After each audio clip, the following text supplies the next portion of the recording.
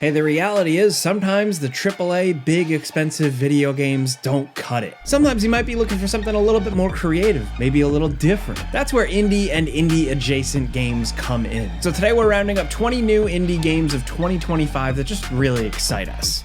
Starting off at number 20, deliver at all costs. There have been a few attempts at like a top-down GTA-like, but this most recent attempt at recreating the magic of that classic series is like trademark vehicular chaos. Looks like it's got the juice to be a real contender. I mean, look at this thing. It helps that this looks both hyper-focused on delivery-based chaotic gameplay, but also looks like it has enough variety to your objectives to really keep things entertaining. And the destruction looks pretty incredible too. Some of the best destruction physics we've seen in a while, just looking at the videos. And it's all wrapped up in some pretty nice visuals and what seems to be a actual cinematic story. Usually smaller games like this skimp on the presentation, but this game looks like it's trying to get you, at least a little invested in its ridiculous premise, and we gotta respect them for that.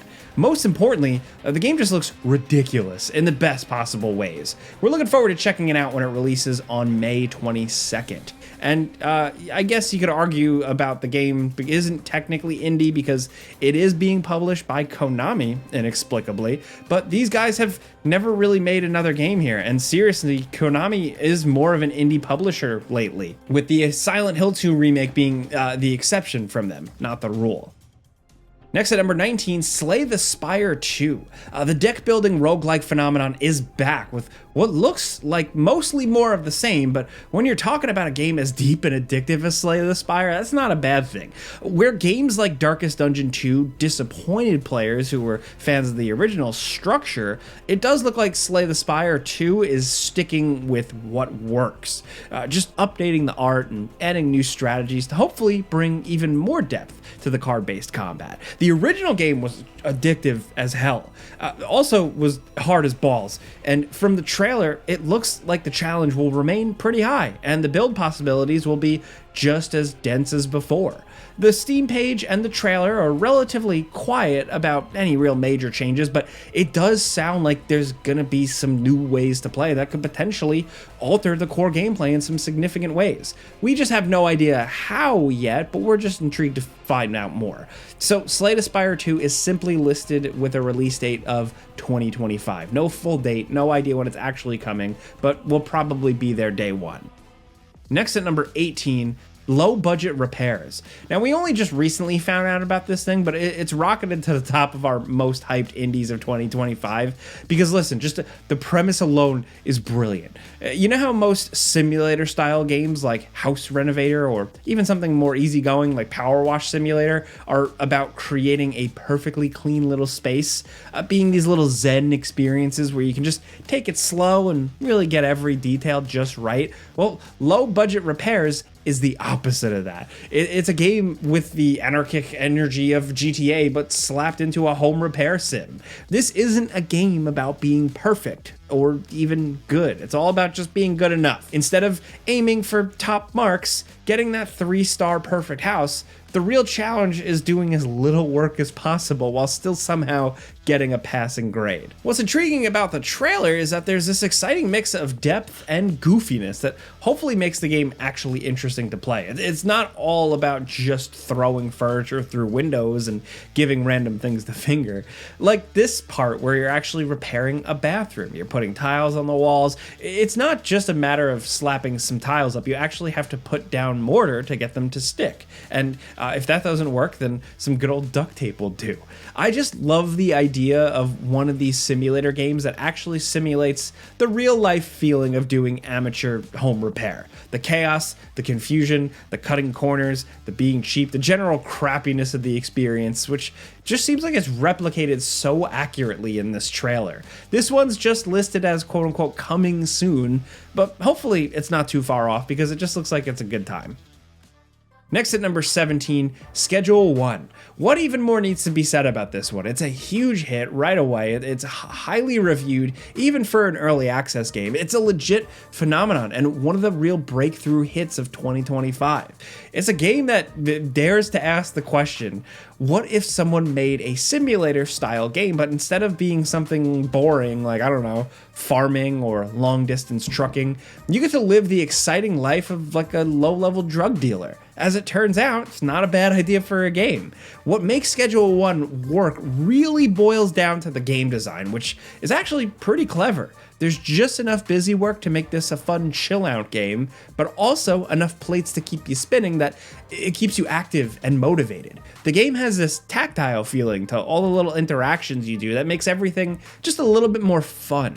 And even at this early stage, like I said, it's an early access, there's actually a lot of game here, with more coming at a pretty even clip, apparently. The game came out less than a month ago, and they've already made some pretty significant additions to the game, with even bigger content updates apparently to come. This game isn't all just hype. It's a real game with a ton of content already, so if you're at all curious, check it out. It's a good time.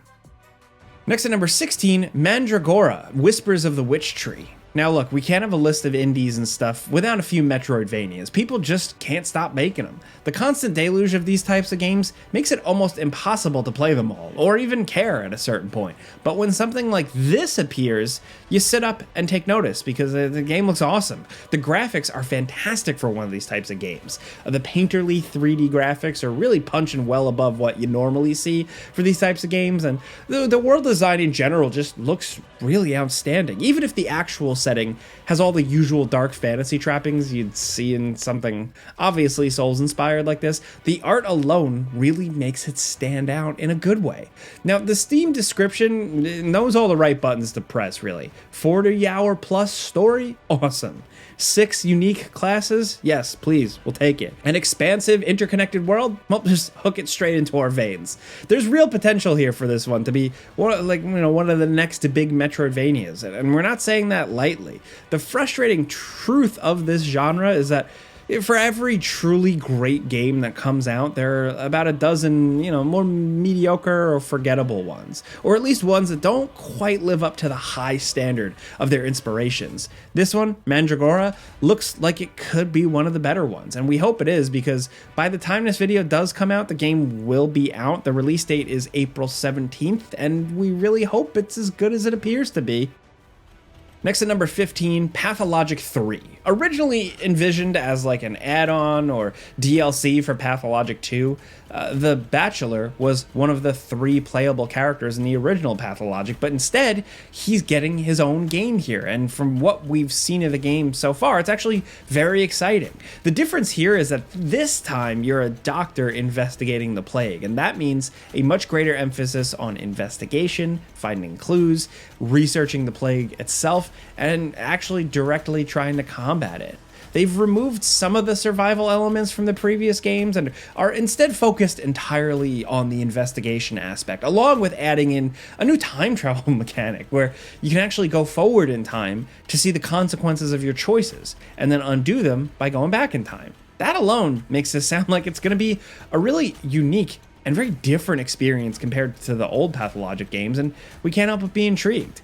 These games have always been weird and intentionally alienating, but it sounds like this time they're trying to keep all the trademark weirdness and sinister atmosphere while having game mechanics that are a little more forgiving, at least when it comes to basic stuff like staying alive. The mystery and puzzle-solving elements might be even more challenging than before, at least that's our takeaway from everything we've seen about the game. It looks like it could be the best entry in this bizarre niche series, and we're looking forward to getting our hands on it and getting lost in it when it does launch apparently sometime in 2025. Next at number 14, Killer Bean. They keep saying it's coming, and it keeps getting pushed back. First, this was supposed to come out in 2023, then Early Access 2024, and now we have no idea. Steam simply lists it just as coming soon. But 2025 isn't outside the realm of possibility. It could still happen, and I'd love to just try to understand how all this madness actually comes together to make a real full video game. The most recent trailers from 2024 just show one insane thing after another. Like, there's first-person and third-person combat, there's bullet time, you can drive vehicles, you can suplex enemies like it's No More Heroes, you can grab grenades mid-air and throw them back, you can defend deflect bullets off of an enemy bullet casing to hit enemies around corners. If you want to do something crazy in the game, it looks like Killer Bean just lets you do it. We have no idea what the actual structure is going to be. It all looks like just like a lot of chaos and huge empty environments, which makes us think, you know, I might be going for a more mission-based structure, but I honestly have no clue if the final game lets you do even half of the awesome stuff they're really showing in the trailers. But if it really is as good as it looks, this could be something really special. Next, at number 13, Baby Steps. This is coming from Devolver Digital and the guys who made Ape Out, and more importantly, Getting Over It. So this comes the story of just a weird dumpy guy in a jumper who has to achieve the monumental task of just walking a straight line. So if you've ever played Getting Over It, then you probably know what to expect. Extreme frustration from intentionally awkward controls designed to make even the most simple task into this grueling slog. But this looks like it has a little bit more of an actual game around it. At least it looks like it'll be a little easier to make progress, considering you don't have to worry about falling back down to the start every single time you make the tiniest little mistake like their previous game. So what this is essentially a literal walking simulator, as in it actually simulates the act of walking, you know? Real movement, some real standing and walking. That's the game, and you know what? It sounds dumb as hell, but also pretty amusing. It's yet another game with a vague 2025 release date, but after its delay last year, we're expecting it'll probably come out sometime this year, maybe. Next at number 12, Out of Action. This online first-person shooter looks like it combines elements of Fear, Max Payne, and Action Half-Life to create a compelling, extremely fast multiplayer experience that just looks incredibly slick for being an indie game coming from a developer with nothing else really to their name. The moves look sick, but that time to kill looks absolutely brutal. I doubt most people playing this are gonna look as cool as you do in the trailer, dodging and doing the sliding and killing dozens of guys at a time, but there are offline modes as well, apparently, where you can just let your kill count soar. Even if the game might not be as nearly as forgiving as a trailer might make it look, who knows? Maybe it is. It's all speculation. But either way, the gameplay looks clean, hard-hitting, and vicious. The guns look really satisfying to use, and the cel-shaded anime-inspired aesthetics make everything on screen really nice and readable. It seems like the people making this understand what you need to make a good multiplayer first-person shooter. I'm especially interested in the bullet time, which the Steam page does clarify is actually part of the multiplayer. Now, I've seen a few games online, like online games, try this sort of thing. Sometimes they make it so everyone gets the bullet time effect. Sometimes something like Max Payne 3 comes along and makes it work without resorting to that. I hope Out of Action figures it out, really, because the potential here is huge. It's yet another game with a vague 2025 release date, but we hope to see more information about this thing soon. Next, over at number 11, Supraworld. Now, even though they didn't get the attention of games like The Witness or The Talos Principle, the Supraland games were up there with some of the best first-person puzzle games. They were huge, creative, and just extremely fun to play. They weren't the most impressive games graphically, no, but they really managed to go way above and beyond what you'd expect from an indie self-published puzzle game. Now, this new one, Supraworld, sounds like those games, but more. A bigger world with even more powers to unlock and a bunch of secrets to uncover. What makes the previous games so great is their non-linear and open-ended nature. There were often multiple ways to solve puzzles and get around, if you're creative, and the game really rewarded you for trying everything. Every time I reached a spot that I assumed was some sort of out-of-bounds area, there was actually a chest or a secret or something there waiting for me. This game looks like more of the same, but that's far from a bad thing, because their previous entry was the best one yet, and this game seems to be taking everything they learned making the past games and putting it together to make what is hopefully the best in the series yet. Yes, the screenshots at first glance might make it look like kind of a cheapo game, but the Supraland games are the real deal, trust us. So we're excited to see what they're going for with Supraworld. No release date for this one, to be honest, but we're hoping we see it this year. Next, over at number 10, Holy Shoot. With the boomer shooter genre going strong still in 2025, we're seeing more and more games that are trying to evolve the genre by taking it in new and interesting directions, like turning them into roguelikes. That's Holy Shoot here. This is a game where you pick from 7 different characters and run through fast-paced shooting stages that end in a boss fight. The core gameplay here isn't all that innovative, but the execution looks really solid, with some clean and cartoony design that includes the 13 gunshot sound effects, which if you remember those. Like, it's an interesting inspiration, but it does make sense. The shooting looks satisfying and the art is appealing, and what really matters is how rewarding the roguelike mechanics are in the long run. That's really what's going to make or break this one. You can actually check it out now with a demo, which seems impressive on its own, but the full game is coming sometime in Q2 2025. Next at number 9, Ender Magnolia Bloom in the Mist. Now, this Metroidvania sequel to the first Ender game actually came out of early access back in January, but we never really got a chance to talk about it, so hey, no better time like the present. Where the first game had the dark fantasy thing going, this one took things in a pretty unexpected direction, going full sci-fi and making the story just slightly less depressing. The core game is mostly the same though. It's a side-scrolling exploration and combat game with the gimmick that you use spirits to fight for you like you're like a tiny JoJo or something. While the first game was good, this one, it looks like a big step up with tighter, more responsive controls, more varied and interesting environments, and a bigger and better, more interconnected world. The actual experience of playing the game is mostly the same as the first. It's just improved in about every way. The only reason we can imagine someone preferring the first game is just because they like the dark fantasy style more than this game's kind of Nier Automata inspirations. Another thing we appreciate is that even though it clearly has that like Souls and stuff inspiration baked in, this game isn't ridiculously hard. It's challenging at times, but never exhaustingly so.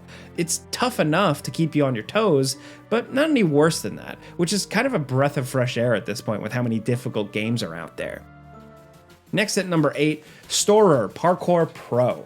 This open world parkour game just came out of early access at the end of March while we're recording this, and while it's getting mixed reviews, we still think there's a lot of potential for this one. I mean, look at it. It's extremely ambitious and has some awesome ideas. It just seems like it's a little bit not quite there in the execution yet, which can eventually be cleaned up as the game continues to get updates and improvements if the developers stick with it.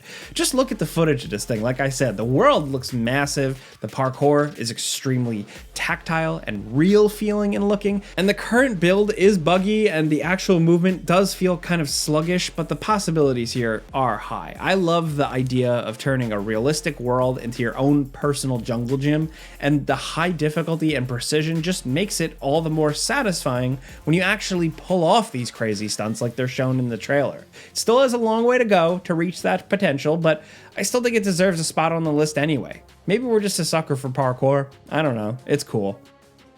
Next at number 7, Mouse, PI for Hire. Now, out of all the projects that came out in the wake of Steamboat Willie going into the public domain, this one is by far the most accomplished looking and impressive. It's a truly novel concept for like a retro-inspired FPS. This thing is retro in more ways than one. It's got the noodle animation of Cuphead combined with the cartoonish super violence of something like Doom, and somehow it works. At least from the trailers we've seen, including one that launched on the day that we were working on this video. The quality of the animation on the sprites of the enemies and the weapons is stellar, but the backgrounds actually look quite detailed as well. They've got this soft focus look that kind of makes them appear like they came right out of the animation cell while also not being too distracting. And the PI for hire part isn't just here for show. It looks like there are actual investigation aspects of the game, like with dialogue trees and taking pictures with cameras. This game has real ambition behind it, and all the trailers from the early days of this before it even had a name, it's all been excellent, and now it's got some quality production values. Honestly, it just looks like one of the cooler boomer shooters to be releasing soon, and we're excited to play it when it comes out sometime in 2025. Now, next at number 6, Blueprints. Released on April 10th, this roguelike puzzle game is already getting buzz for like a potential candidate for Game of the Year, and getting compared to other kind of mind-bending puzzles like the Outer Wilds. It's not quite like that though. The Blueprints is more its own thing and much more of a roguelike in structure. So if you hate that sort of randomization, then you're gonna get frustrated by this game. But on the other hand, if you're willing to engage with the game on its own terms, then it is easily one of the most rewarding puzzle game experiences we've seen. This game is deep. Once you think you've figured out everything, 2 more even deeper mysteries pop up. It starts off relatively simple, but as the game opens up and new clues emerge, more previously unlocked parts of the mansion reveal themselves until this game suddenly starts to become something almost entirely different from what you thought it was at first. It's a game best approached with as few spoilers as possible. That's the best way to experience it. Blueprints isn't a game for everyone, but if you're the type of game it is for, you're probably gonna love the hell out of it. If you're willing to take a lot of notes and you're willing to deal with some puzzle frustration, then it's a real brain melter of a game. Now at number 5, Deltarune Chapters 3 and 4. After years of waiting, the follow-up to Undertale is finally coming out June 5th. Well, not the entire game, just chapters 3 and 4 of a total planned 7 chapters, but who cares? It's more Deltarune. The first 2 demo chapters were creative, fun, and constantly surprising, with amusing dialogue, fantastic music, and just we fully expect the next 2 chapters to live up to the high standards set by that demo. I mean, it sucks that the game still won't be done, technically. Seriously, Chapter 1 came out back in 2018, which might as well be an eternity ago, but what the hell? It's better than nothing, and at least all the remaining chapters will be free if you buy it, so at least there's that. There's really not a lot to talk about here. If you like Toby Fox's works on Undertale, then this release is highly anticipated, and if you're ambivalent, then there's really nothing here for you. It's a game that is what it is, but we're pretty excited. But us here at gameranx, we are very much looking forward to it. Next at number 4, Skate Story. This crazy looking game appears to be like a unholy demon spawn of something like Tony Hawk's Pro Skater, Skate, and El Shaddai Ascension of the Metatron, which is not a game I expected to be referencing today. You're a demon in the underworld, and you've got to shred through the 9 circles of hell to escape. And yes, if you see the trailers, you can tell it definitely looks more inspired by Skate than Tony Hawk. You know, the comboing isn't as crazy, it's not as intense, but it's psychedelic and completely nuts in the best way. I spent a lot of time with this one. It's very tight, it can be challenging. It's also got a surprisingly good sense of humor and just really weird vibes. I'm liking these modern, kind of off-kilter ways that they're attempting to revive the extreme sports games. The results have been, weird and fascinating, and this looks like it might be one of the best if they manage to really land the controls. Next at number 3, Unrecord. Here's another old favorite that we've been anticipating for a while. And yeah, while there isn't too much new to talk about, we do hope that this thing finds a way out of whatever hole it's in to release fully sometime in 2025. This hyper-realistic looking game inspired by police body cams looks crazy realistic, almost uncomfortably so, but the potential is out of this world. This game looks like a very different kind of first-person shooter, far removed from the fantasy of your retro shooters or hyperactive Call of Duties. It looks like it requires caution and careful movement to survive. With the relative lack of new tactical shooters, this could fill a hole in our hearts where games like the original Rainbow Sixes or SWAT 4 or SOCOM used to be, while still doing its own unique thing. Now, this body cam style footage, of course, is becoming more popular. We've seen it in some multiplayer stuff, but Unrecord was still like one of the first ones to show off, and we're excited to see how it finally ends up. We don't know when it's coming out. The release date is simply listed as to be announced on Steam, and the developers have been very quiet for a while now, but there's still hope that this could come out in 2025. We just really hope it's, somewhere near as impressive as the trailers make it look.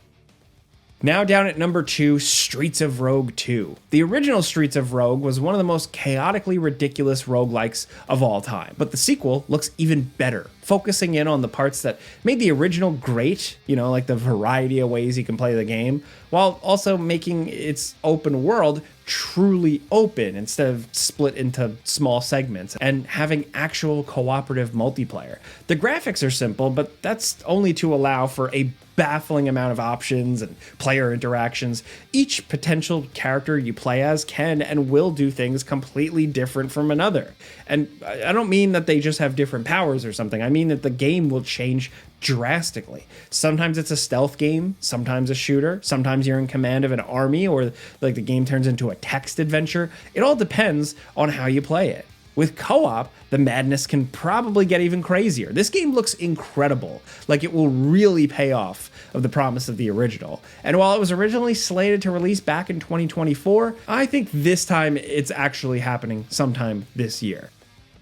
Now down at number 1, speaking of sometime this year, Hollow Knight SILKSONG. After years of no showing events and almost no communication from the developers, our collective faith here was beginning to fade. Was this ever actually happening, or was it just going to end up being vaporware?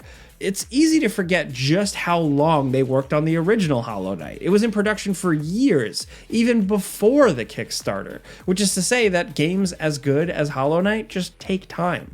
Hopefully, 2025 will be the year. More and more, the developers are actually coming out and talking about the game. It showed up at the Nintendo Direct for the Switch 2 briefly, like really briefly, but that at least confirmed a 2025 release date, and more clues are popping up on Steam and elsewhere collaborating that like a launch may be imminent. Look, we're not going to get our hopes up until we're actually playing the game in our hands, but the stars do seem like they're finally starting to like slowly align. SILKSONG has a solid chance of coming out in 2025, and that can only be a good thing for fans of the original Hollow Knight, or just Metroidvanias, or just really good games in general. Seems like we're going to be eating good throughout the rest of 2025. These were 20 cool games that excite us, some indies, some mid-tier stuff. So let us know in the comments what you're looking forward to playing. If you like this video, maybe you learned about a new game, clicking the like button's all you got to do. It legit helps us out. Thank you. And if you're new, consider subscribing,